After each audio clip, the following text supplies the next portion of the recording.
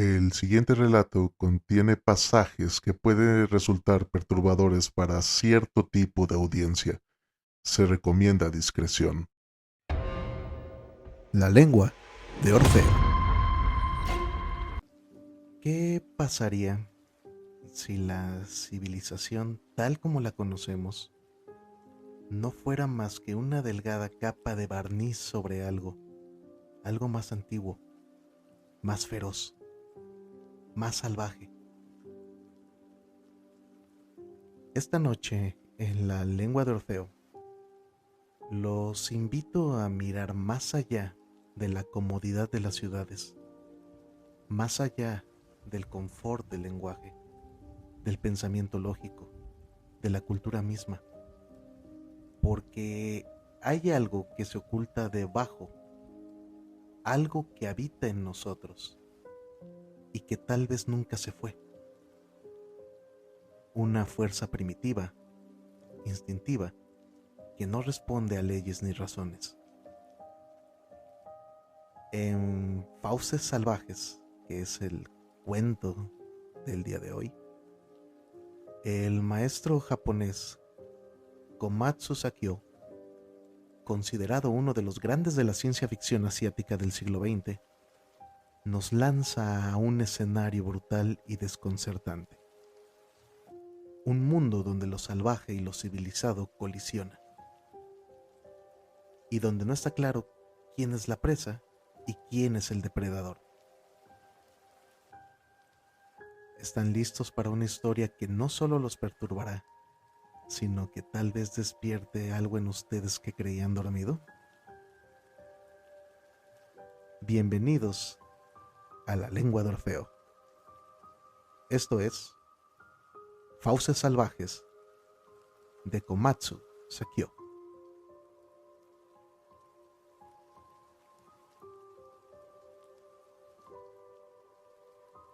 Después de todo, no existe ningún motivo. ¿Por qué debería existir un motivo? Las personas buscan explicaciones para todo, pero lo cierto es que las cosas nunca tienen explicación. La existencia, ¿por qué es como es? ¿Por qué es así y no de cualquier otra manera? Un motivo de esta clase no tiene explicación. La rabia bullía en su interior mientras permanecía en pie mirando por la ventana, apretando los dientes. Algunos días, de repente, le abrumaba esta cólera, anegando el centro mismo de su ser, una violenta e irracional urgencia por destruir, que no podría explicar a nadie. Corrió la cortina de un tirón, respirando hondo, tensó los hombros y volvió al cuarto interior. El mundo en que vivimos es absurdo, inútil. Seguir viviendo es algo absurdamente inútil. Por encima de todo, lo más intolerablemente absurdo es este personaje inútil, yo mismo. ¿Por qué tanto absurdo? ¿Por qué? Ahí está otra vez. Absurdo, inútil, simplemente porque es inútil y absurdo. Todo, prosperidad, ciencia, amor, sexo, subsistencia, gente sofisticada, la naturaleza, la tierra, el universo, todo asquerosamente sucio, frustrantemente estúpido. Por tanto, no, por tanto no. Mejor de todas formas, voy a hacerlo realmente. Lo haré. Mientras se masajeaba un calambre en el hombro, gritó en silencio: realmente quiero hacerlo. Obviamente aquello sería una estupidez como cualquier otra. En verdad, de entre todo el surtido de estupideces, quizá la más estúpida de todas, pero al menos había cierta osadía en ello, un regusto a audacia. Quizá era el resultado de un toque de locura en el centro de un esquema meticulosamente detallado. Puede, pero al menos nadie en su sano juicio ha intentado lo que voy a hacer ahora. ¿Destruir el mundo? ¿Cuántas decenas de miles de personas a través de la historia han acariciado esa fantasía? Pero esto no sería algo tan banal en absoluto. Algo tan absurdo nunca podría aplacar su rabia. Las llamas de mi interior se avivan como una desesperación verdaderamente noble. Al entrar en la habitación interior, cerró la puerta con llave y encendió la luz. Ahora, el pensamiento iluminó su mirada. Ahora empieza. Una tenue luz iluminaba la habitación.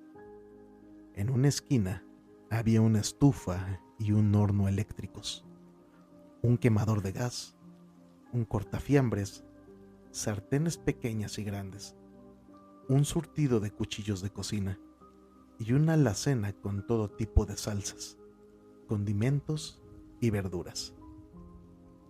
A su lado estaba una mesa de operaciones automatizada, programada y equipada por completo para realizar cualquier tipo de cirugía que pudiera ejercerse sobre un cuerpo humano, incluso como las que se llevan a cabo en los hospitales más avanzados, sin importar su complejidad o dificultad. Y junto a todo esto, un suministro de miembros prostéticos, brazos, piernas y toda una variedad asequible de órganos artificiales ultramodernos. Todo estaba dispuesto. Le había costado un mes entero preparar los planes en detalle y otro mes más conseguir e instalar el equipo necesario. Bien, comencemos. Se quitó los pantalones. Se subió a la mesa de operaciones. Se colocó los electrodos de monitorización en diferentes puntos de su cuerpo y encendió la grabadora de video. Empieza. Con un gesto dramático recogió la jeringuilla que descansaba junto a la mesa de operaciones. Comprobó el tensiómetro. Ajustó el nivel, un poco alto, ya que era la primera inyección, y se inyectó la anestesia local en el muslo derecho. Todas las sensaciones de la pierna habían desaparecido en apenas 5 minutos. Encendió la máquina de operaciones automatizada. Zumbido y chirrido de maquinaria, indicadores ilumínicos parpadeando intermitentemente. Se tumbó de espaldas con aire reflexivo mientras diversas extensiones emergían de uno de los brazos de la brillante máquina negra. Las correas que salieron proyectadas de la mesa inmovilizaron la pierna por la pantorrilla y el tobillo. Un gancho metálico sujetando una gasa desinfectante se acercó lentamente a la articulación del muslo. El bisturí eléctrico cortó hábilmente la piel, cauterizando la carne a medida que se abría paso. Apenas había sangre. Seccionó el tejido muscular. Expuso la larga arteria. Sujetó la herida abierta con fórceps, ligamentos. Cortó y curó la superficie de los músculos contraídos. La sierra radial zumbó al acercarse al expuesto fémur. Golpeó el hueso. Parpadeó debido al impacto. Apenas hubo vibración. El diamante incrustado en la sierra ultrarrápida zumbó al seccionar el hueso.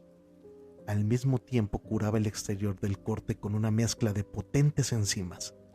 En 6 minutos exactos, su pierna derecha había sido separada limpiamente de la articulación. La máquina le acercó un vaso con medicamentos, mientras con una gasa le secaba el rostro bañado en sudor. Se lo bebió de un trago y respiró profundamente. Su pulso estaba acelerado y no dejaba de sudar, pero apenas había perdido sangre y no sentía nada parecido al dolor.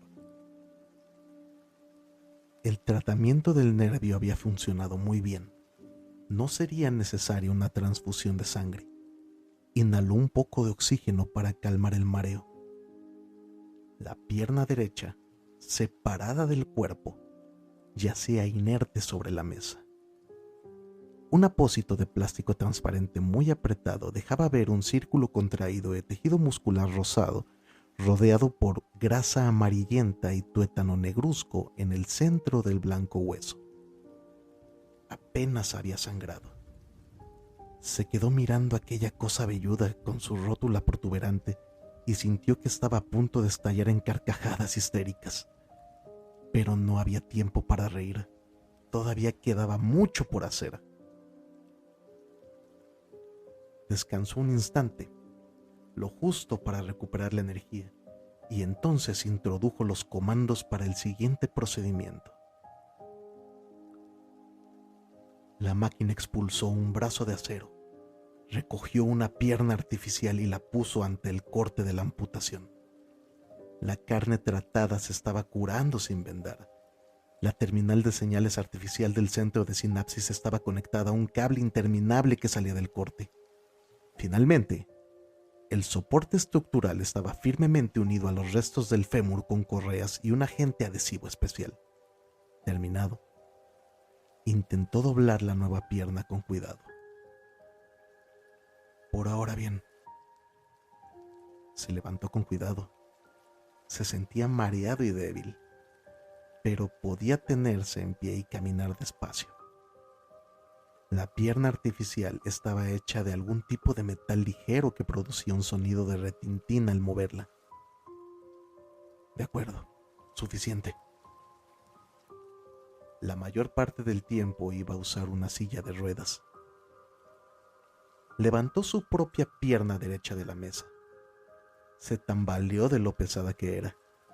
Sintió de nuevo el paroxismo de una carcajada salvaje en su interior. Toda mi vida he arrastrado este peso. ¿De cuántos kilos se había librado al amputar aquel miembro? Bien, farfulló para sí mismo entre risitas. Suficiente. Ahora a drenar la sangre. Acarreó la pesada extremidad hasta el banco de trabajo. Arrancó el envoltorio de plástico y colgó la pierna del techo por el tobillo, estrujándola con las manos para drenar la sangre por el corte. Después, al lavarla en el fregadero y ver los pelos apelmazados por el agua, le pareció la pierna de una rana gigante más que de cualquier otro animal. Miró la planta del pie asomando grotesca por encima del borde de la pileta de acero inoxidable. Mi pierna. Rótula protuberante. El empeine del pie demasiado alto. Talones infestados de pie de atleta. ¡Esa es mi pierna! Y finalmente se dejó llevar, doblado por un espasmo incontrolable de risa ponzoñosa. Por fin se acabó ese persistente pie de atleta maldito. Toca prepararse para cocinar. Usó el gran cortafiambres para seccionar la pierna en dos a la altura de la rodilla.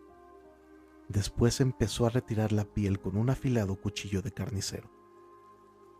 El fémur estaba rodeado de apetitosa carne. Por supuesto, es el jamón. Estaba cubierto de sudor por el esfuerzo de cortar los duros tendones con el cortafiambres, acumulando grandes piezas de carne recubiertas de tejido muscular. Puso a hervir pedazos de carne de la espinilla en una gran olla junto a hojas de laurel, clavo, apio, cebollas, hinojo, azafrán, granos de pimienta de cayena y otras especias y sabrosas verduras. Se deshizo del pie y se quedó con la carne del empeine. Ablandó los filetes de jamón y añadió sal y pimienta. ¿Tendré el valor de comérmelo?, se preguntó de pronto. Se le hizo un nudo en la garganta. ¿Sería realmente capaz de tragarlo? Apretó los dientes. Rezumaba un sudor aceitoso. ¡Comeré! No había diferencia alguna con la manera en que la humanidad había cocinado y devorado a otros mamíferos inteligentes, vacas y ovejas, aquellos amables e inocentes comehierbas de mirada triste. Los hombres primitivos incluso se comían entre ellos. Algunos grupos han practicado el canibalismo hasta tiempos modernos. Matar a un animal para comer, eso quizá lo justificaba. Otros carnívoros también tenían que matar para sobrevivir. ¿Pero los seres humanos? Desde el primer día de su existencia, y a través de toda la historia de la humanidad. ¿A cuántos billones de sus iguales habían matado sin comérselos? Comparado con aquello, esto era incluso algo inocente. No voy a matar a nadie. No voy a sacrificar animales miserables. De esta forma, lo que como es mi propia carne. ¿Qué otro alimento podía estar más exento de culpa? El aceite en el sartén empezaba a chisporrotear. Inseguro, cogió un generoso trozo de carne con manos trémulas y lo arrojó al sartén. El olor de la grasa frita inundó el aire. Todavía temblando, se aferró a los brazos de la silla de ruedas con tanta fuerza que estuvo a punto de romperlos. Está bien, soy un cerdo. O mejor dicho, los humanos son mucho peor que los cerdos, más sucios, más asquerosos. Hay una parte en mi interior que es menos que un cerdo, y otra parte noble, infinitamente furiosa y avergonzada por ser menos que un cerdo. La parte noble se iba a comer a la parte menos que un cerdo, y hay que temer por ello. El crujiente filete de carne crepitó en el plato. Untó mostaza sobre el filete, puso limón y mantequilla, y sirvió salsa por encima.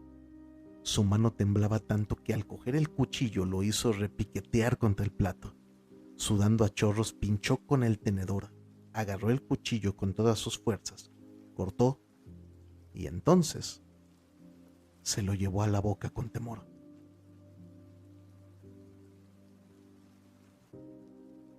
El tercer día se amputó la pierna izquierda, con tibia y todo.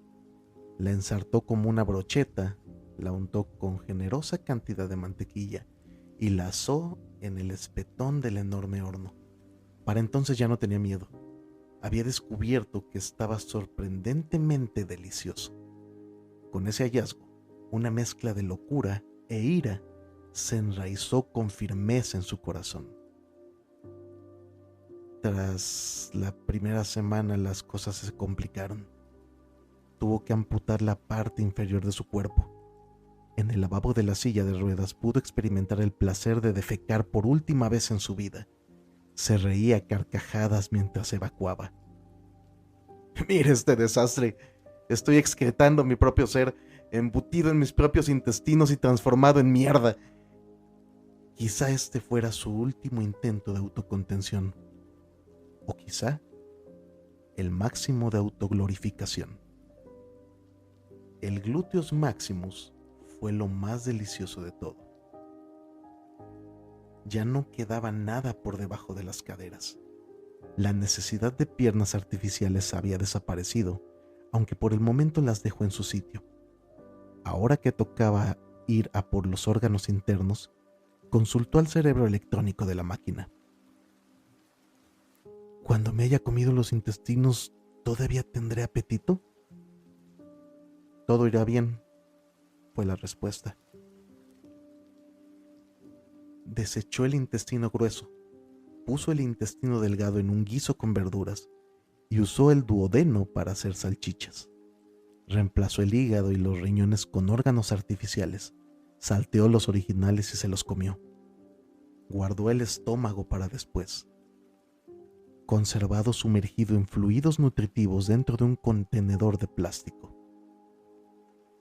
Al final de la semana, intercambió su corazón y sus pulmones por órganos artificiales y finalmente se comió el que fuera su pulsante corazón, frito en finas lonchas, una hazaña que sobrepasaba incluso la imaginación de un sacerdote azteca en un sacrificio ritual.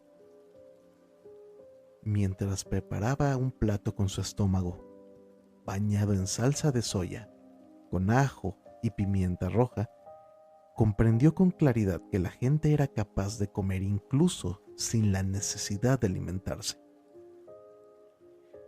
Del amplio abanico de productos variados y exóticos que las personas habían usado como alimento, al fin y al cabo, ¿cuántos habían sido descubiertos por curiosidad y no por hambre?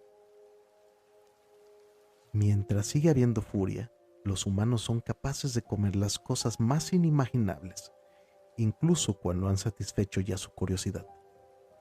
En un arranque de ira, Comer la carne de tu propia especie puede ser como masticar un vaso de cristal.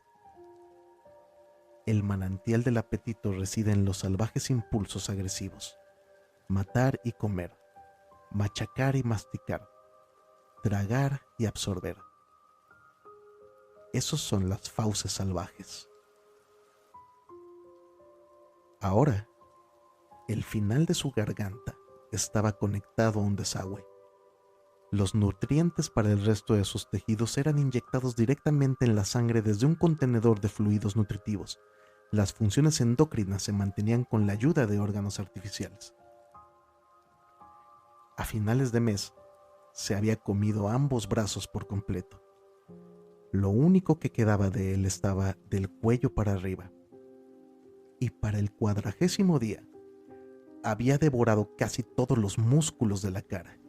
Tan solo quedaban los labios para poder masticar con la ayuda de unos muelles adheridos. Solo quedaba un glóbulo ocular. El otro había sido chupado y masticado. Lo que quedaba allí, sentado en un mecanismo laberíntico de tuberías y conductos, era una calavera viviente. En esa calavera solo la boca y el cerebro sobrevivían. No. Incluso ahora, un brazo de la máquina despellejaba el cuero cabelludo y acercaba una sierra a la parte superior del cráneo, separándola limpiamente. Esparció sal, pimienta y limón en el trémulo cerebro expuesto y se preparó para coger una buena cucharada. Mis sesos, pensó el cerebro que era él. ¿Cómo puedo saborear algo así? ¿Puede un hombre vivir para probar su propia gelatina cerebral? La cuchara se introdujo en la masa grisácea. No hubo dolor. No existen sensaciones en el córtex cerebral. Pero cuando el brazo alzó aquella cucharada de blanda y pálida pasta, la llevó a la boca del cráneo y ésta sorbió para tragar. El sabor ya no era algo reconocible. «Homicidio», dijo el inspector a los periodistas que se habían hacinado en la entrada al salir de la habitación. «Incluso peor, un crimen sin precedentes, brutal y degenerado. El criminal es probablemente un psicópata experto en medicina. Parece que hubieran intentado llevar a cabo algún tipo de experimento macabro. El cuerpo ha sido desmembrado y sustituido por todo tipo de órganos artificiales». El inspector terminó con la prensa. Se pasó un pañuelo por la cara y volvió a la habitación. Un detective regresó del incinerador y le interrogó con la mirada. «Las cintas ya están quemadas», dijo. «Pero, ¿por qué dices que es un asesinato?» «Por el bien de la paz y el orden», respondió el director respirando hondo. «Clasifícalo como asesinato. Lleva a cabo una investigación oficial y deja el caso envuelto en el misterio. Este caso y todos los hechos que le conciernen contradicen cualquier cordura. No puedes dejar que los ciudadanos decentes atisben los pozos de locura y autodestrucción que se esconden en la profundidad de la mente de ciertas personas. Si hiciéramos tal cosa, si por un descuido permitiéramos al público echar un vistazo a la bestia salvaje que acecha dentro, bueno, puedes estar seguro de que alguien intentará imitar el ejemplo de este tío. No hay manera de saber de qué pueden ser capaces las personas de este tipo. Si el gran público descubriera repentinamente algo así, la gente empezaría a desconfiar de su propio comportamiento, comenzaría a mirar de cerca y a atisbar la oscuridad en el interior de sus propias almas. Se verían totalmente abrumados, completamente fuera de control. Mira, lo que está en la raíz de la existencia humana es la locura, la ciega compulsión de agresividad que yace en el corazón de todos los animales. Si la gente fuera consciente de esto, si un gran número de personas empezaran a expresar esta locura bajo consignas como liberación existencial o haz lo que te venga en gana, estamos acabados. Es el fin de la civilización humana. Daría igual que a fuerza de la ley o el orden tratara de dominar la situación, todo acabaría fuera de control. La gente se despedazaría a sí misma, asesinándose unos a otros, destruyendo y destrozando. Los síntomas están empezando a aparecer. Este se suicida tragando dinamita con un detonador, el otro se echa gasolina encima y se prende fuego, otro jodiendo en medio de la ciudad a plena luz del día. Cuando no queda otra cosa razonable que atacar, el animal enjaulado empieza a destruir su propia cordura. ¡Ah! El joven detective gritó y se alejó del cráneo en descomposición. Había intentado quitarle la apestosa cuchara encajada entre los labios cuando la calavera hundió los dientes en su dedo, arrancándole de un mordisco un pedazo de carne de la punta. «Ten cuidado», dijo el inspector con cansancio. «El fundamento de toda vida animal son unas enormes y hambrientas fauces salvajes». El cráneo, con el cerebro al descubierto, su único ojo empezando a deslizarse y fuertes muelles sustituyendo sus músculos desaparecidos, estaba ahora masticando y triturando despacio el trozo de carne entre su hinchada lengua y sus duros dientes.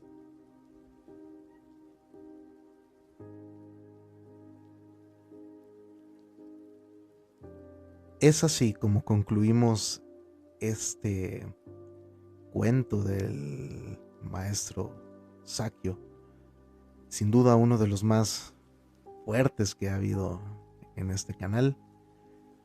Y pues vaya, espero que haya sido de su agrado. Sé que no es un cuento muy común, no es muy fácil de digerir, si me permiten ser irónico, pero forma parte también de todo este universo del terror, del horror, de la fantasía, de la ciencia ficción, que además contiene un trasfondo de corte existencial respecto de la mente humana, de la estadía del ser humano en este plano.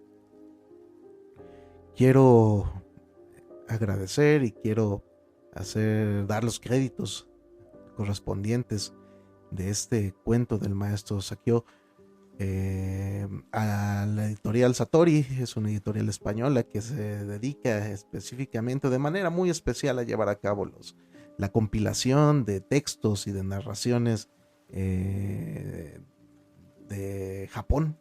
Es una editorial española que además pues hace una labor única, una labor importantísima de hacer este compilado de textos, de cuentos de ciencia ficción, de narraciones de diferente índole, que no muy fácilmente llegan a traducirse al español.